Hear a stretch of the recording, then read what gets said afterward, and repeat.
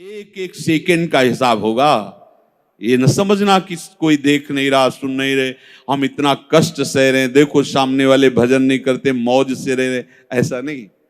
ये उपदेश जब होते हैं तो प्रश्न भी होते हैं कि कब तक सहें, कब तक सहें, क्या चाहिए। निहाल हो जाओगे, निहाल हो जाओगे, कहते अब कृत्य कृत्य भयो, निहाल हो जाओगे। ये कला सीखनी पड़ेगी, ये कला स्वीकृति करनी पड़ेगी, नहीं आप आगे परमार्थ में नहीं बढ़ पाएंगे।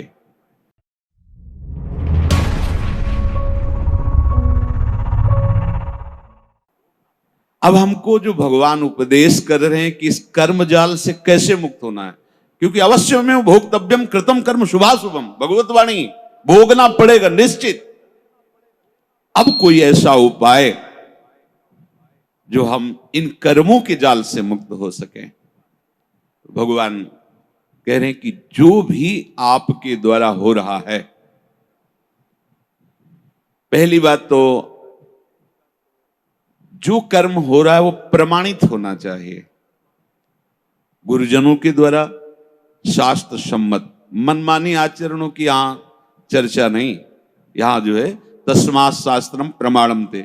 आपका कोई भी कार्य बिना प्रमाण वाला नहीं होना चाहिए, मनमानी नहीं होना चाहिए। उसका प्रमाण किसी संत ने कहा है, आचार्य ने कहा है, गुरुदेव ने कहा है, भक्तों ने ऐसा कहा है, ऐसा हमारे बुजुर्गों ने कहा है, यह प्रमाणित होना चाहिए। अब उस कर्म का अनुष्ठान करते समय हमारे हृदय में लाभ की विशेष आकांक्षा होती है, उस कर्म की सफलता की विशेष आकांक्षा होती है। अगर आप प्रभु की इस वाणी को नहीं मानेंगे तो बहुत धोखा हो जाएगा हमसे, बहुत गलती हो जाएगी। जैसे जिसको लगता हो कि ये सुख दुख समय कृत्वा लाभा लाभो जया जयो, ये तो केवल विरक्तों के लिए भगवान कह रहे हैं, ऐसा नहीं। देखो सबको लाभ इसमें है। एक विद्यार्थी है, वो विद्या अध्ययन करता है पास होने के लिए, पूरा प्रयास करता है। किसी कारणों से, खेल में ज्यादा बुद्धि होने से, प्रमाद बुद्धि होने से, या प्रयासरत है उतना मानसिक प्रबलता ना होने से चूक हो गई, उत्तर नहीं दे पाया और परीक्षा में फेल हो गया। अब ये सूत्र उसको पता नहीं है, न घर वालों को पता है। अब उसे बोलते हैं कि इतना रुपया लगाया, इतनी फीस भरी और तू फेल हो गया, मानसिक उसके ऊपर दबाव डालते हैं। वो शास्त्र ज्ञान से रहित, विवेक रहित बालक विचार करता है, घर वाले भी असंतुष्ट हैं और पास भी नहीं हो पाया, अब क्या करें। बोले मर जाना अच्छा है। देखो कई ऐसी घटनाएं सुनने को मिलती कि अमुक विद्यार्थी फेल हुआ तो उसने आत्महत्या कर ली। ये क्यों हुआ? ये विवेक ना होने के कारण। ठीक है, इस बार फेल हुए हैं तो अगली बार हम प्रयास करें, जहां हमारी कमी रही। अगली बार भी फेल होते हैं तो केवल पढ़ करके, विद्या या अध्ययन करके ही जीवन रखना होता है क्या? अगर विद्या नहीं है तो वो जीवन नहीं है। अरे भाई ऐसा नहीं है, जीवन नष्ट करने का अधिकार तुम्हारा नहीं। किसी कार्य में असफलता होने पर अगर हम अपने जीवन को नष्ट कर देते थे तो बहुत बड़ा अपराध बन गया, बहुत बड़ी दुर्गति का कारण बन गया। हमें जो अवसर मिला था उन्नति का, हम अवनति में बदल दिया, बहुत बड़ी हमारी पराजय हो गई। इसलिए समता आना अति आवश्यक है। हमें तो लगता है कि सबको सत्संग सुनना चाहिए, भगवत प्राप्ति के लिए ही नहीं, समाज में जीने के लिए भी सत्संग की आवश्यकता है। आसुरी बुद्धि पशुता का नाश करने के लिए सत्संग समर्थ है। एक किसान है, हजारों रुपए लगा करके, मेहनत करके, बहुत बड़ी मेहनत होती किसान की, बहुत मेहनत होती, बहुत बड़ा तपस्वी होता, वो जान नहीं पाता है अज्ञान की धरा में होने के कारण। जिस ठंडी में आप वस्त्र त्याग नहीं करना चाहते, पूरी रात रात पानी लगाता है गेहूं की खेती में, बड़ी मेहनत करता है। जब फसल काटने का समय आता है तो वर्षा और ओले हो जाते हैं, पूरी फसल नष्ट हो गई।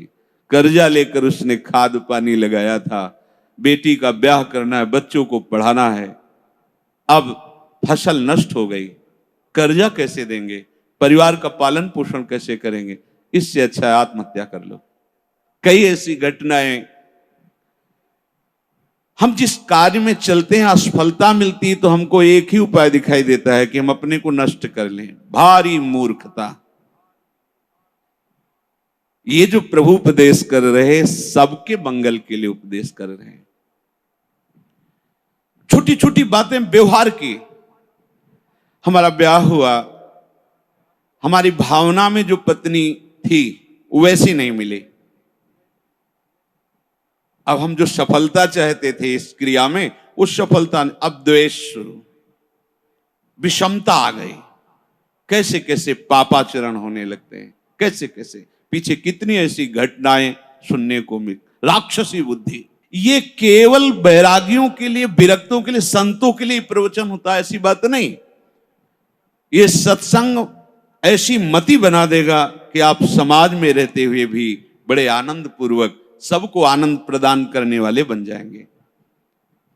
ये जो जय और पराजय का, लाभ और हानि का, सुख और दुख का हमारे ऊपर प्रभाव पड़ता है, जब तक हम नाम जप करके अपनी बुद्धि को पवित्र करके समता में नहीं लाएंगे तब तक बात बनने वाली नहीं। जगह जगह आप देखो, जगह जगह जहां कोई हारता है तहां वो निराशा अपने ऊपर ले आता है। हारना जीत का एक संकेत है। ऐसा मत समझो कि हारना पतन का संकेत है। नहीं, जो उत्साह संपन्न है, जो विवेकवान है, वो देखते हैं कि मैं कहां से हारा, कौन सा वो बिंदु है जहां मैंने चूक कर गया। विवेकवान तुरंत उसे संभालते हैं, आगे चलते हैं। फिर हार होती तो फिर हमें आगे बढ़ना है, ना कि हमें शरीर नष्ट कर देना है, ना कि हमें इतना चिंतन बिगाड़ लेना कि डिप्रेशन में पहुंच जाए। हर परिस्थिति हमारे कर्म के अनुसार रची गई है। अब हमको संभालना होगा, उस कर्म के प्रवाह में बहकर हमें नष्ट नहीं होना है।